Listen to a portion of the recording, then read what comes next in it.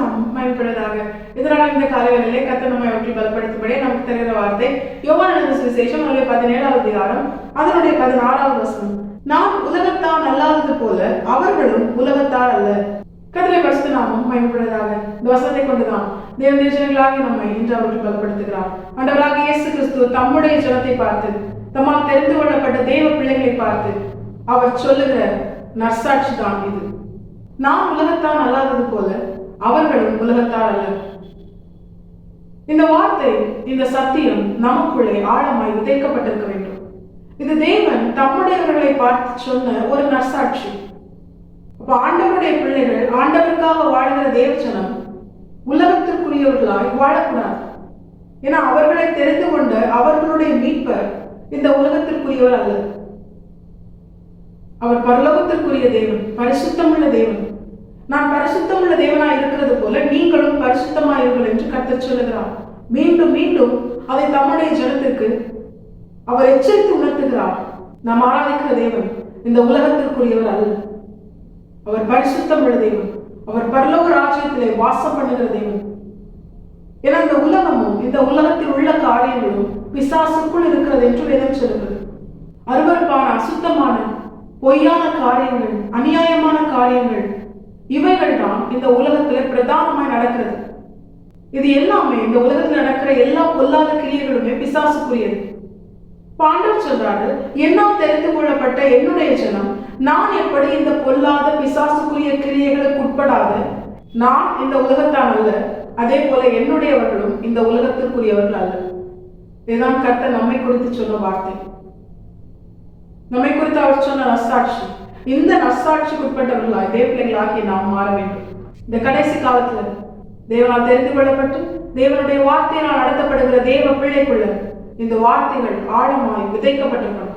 நாம் இந்த உலகத்திற்குரியவர்கள் அல்ல. ஏன்னா நம்மை தெரிந்து கொண்ட நம்முடைய எஜமான், நம்முடைய ஆண்டவர், அவர் இந்த உலகத்திற்குரியவர் அல்ல. அவர் பரிசுத்தமுள்ள தேவன்.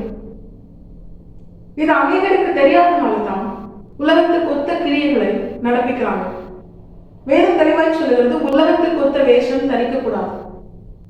தேவர்களாகி நாம் உலக ஜனங்கள் செய்கிற அதே கிரியைகளை நாமும் செய்யக்கூடாது. நாம் எதை செய்ய வேண்டும் என்றும் நாம் எதை செய்யக்கூடாது என்றும் நம்மை தெரிந்து கொண்ட பரலோக ராஜ்யத்திற்குரிய சர்வவல்லமையுள்ள தேவன் அவர் தெளிவாய் நமக்கு எழுதி கொடுத்திருக்கிறார். அவை எல்லாமே இந்த வேதத்திலே நமக்கு எழுதி கொடுக்கப்பட்டிருக்கிறது. தேவர்களாகி நாம் செய்ய வேண்டியது என்ன தெரியுமா?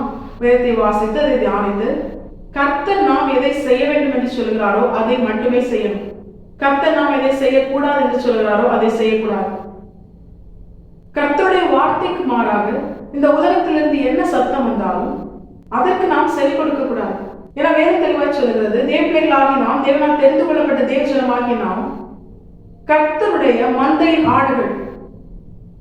கர்த்தருடைய சத்தத்தை தவிர வேற எல்லா சத்தமும் நமக்கு அந்நிய சத்தம். என் ஜனங்கள், என் நாடுகள் அந்நிய சத்தத்திற்கு விலகி ஓடும் என்று கர்த்தர் சொல்லுகிறார். அப்ப உண்மையாகவே கர்த்தரால் தெரிந்து கொள்ளப்பட்டு கர்த்தருடைய ஜனமாய், அவருடைய சொந்த ஜனமாய் தேவர்களாகி நாம் மாற்றப்பட்டிருந்தோமே. ஆனால் வேதத்தில் சொல்லப்பட்ட வார்த்தைக்கு மாறாக என்ன சத்தம் வந்தாலும் நாம் அதற்கு செவி சாய்க்க கூடாது. அதை விட்டு விலகி ஓடணும். நம்முடைய செவியை அடைத்துக் கொள்ளணும்.